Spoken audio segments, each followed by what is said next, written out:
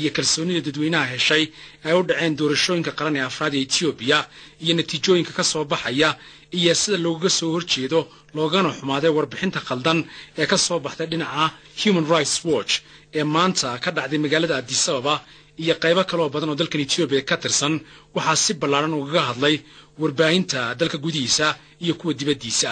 ah wakaaladaha wararka ee dibadda ee dhacdadan ka hadlay waxa kamid ah wakaalada wararka ee Shiinaha ee lagu magacaabo Shinwa warbixin ballaaran oo arrintan ka diyaarisay ayay kaga hadashay in ra'iisul wasaare Meles Zenawi ahna gudoomiyaha EPRDF iyo saraakiil sarsare oo dawladda Ethiopia ka tirsan ay ku soo biireen barnaamijka ballaaran ee maanta ka dhacay magaalada Addis Ababa oo isugu yimaadeen dad ay tiradoodu 1 milyan iyo badgaarayso Shinwa waxa intaasi raacisay in dadkii u soo dareeray barnaamijka Addis Ababa ka dhacay ay ku dhawaaqayeen hal ku dhegyo ay ku taageerayaan guusha ballaaran ee EPRDF doorashada ka soo hoysay iyo kuwa ay ku muujinayaan sida ay u diidan yihiin ugana xun yihiin warbixinta ka soo baxday Human Rights Watch iyo in ay qasab tahay in la qadariyo la xurmeeyo go'aanka dadweynaha reer Ethiopia ku gaaray ee uu ku muujiyay codkiisa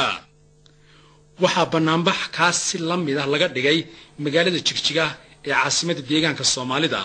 magaalooyinka Harar Diridhabe deegaanka Axmaarada magaalada Aadam ee deegaanka Oromiya magaalada Hawaase deegaanka Koonfurta Ethiopia magaalada Maqale ee caasimadda deegaanka Tigray iyo qaybo kale oo badan oo dalka Ethiopia ka tirsan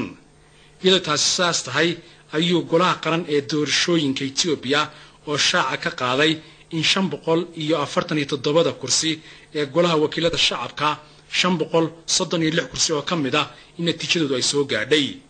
waxaana goluhu sheegay in natiijooyinkaasi ay muujinayaan in xisbiga EPRDF uu si ballaaran ugu guuleystay haatana waxaanu talaabanaa natiijooyinkii ugu dambeeyay naga soo gaadhay guddiga doorashooyinka qaranka deegaanka Oromiya waxa ka jiray 178 goob doorasho intaba waxa ku guuleystay xisbiga EPRDF deegaanka Axmaarada 138 goob doorasho ka jiray waxa xisbiga EPRDF ku guuleystay 137 goob doorasho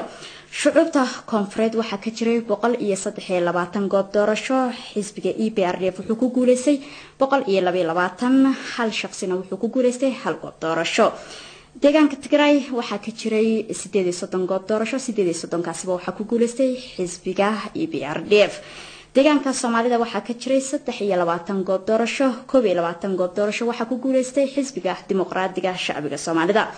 anfarta waxa ka jiray 8 goob doorasho 8 ka goob doorasho waxa ku guuleystay xisbiga dimuqraadiga anfarta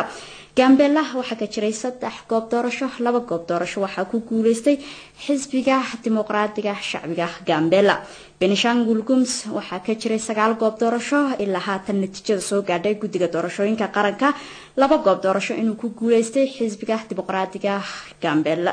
Benishangul Gums Hererida waxa ka jiray 2 goob doorasho 2 goob doorasho waxa ku guuleystay xisbiga EPRDF iyo xisbiga Habli ee deegaankaasi Diridhabe waxa ka jiray 2 goob doorasho 2 goob doorasho waxa ku guuleystay xisbiga EPRDF iyo xisbiga dimuqraadiga shacbiga Soomaalida Addis Ababa waxa ka jiray 23 goob doorasho 22 goob doorasho waxa ku guuleystay xisbiga EPRDF hal goob doorashona waxa ku guuleystay xisbiga Madrag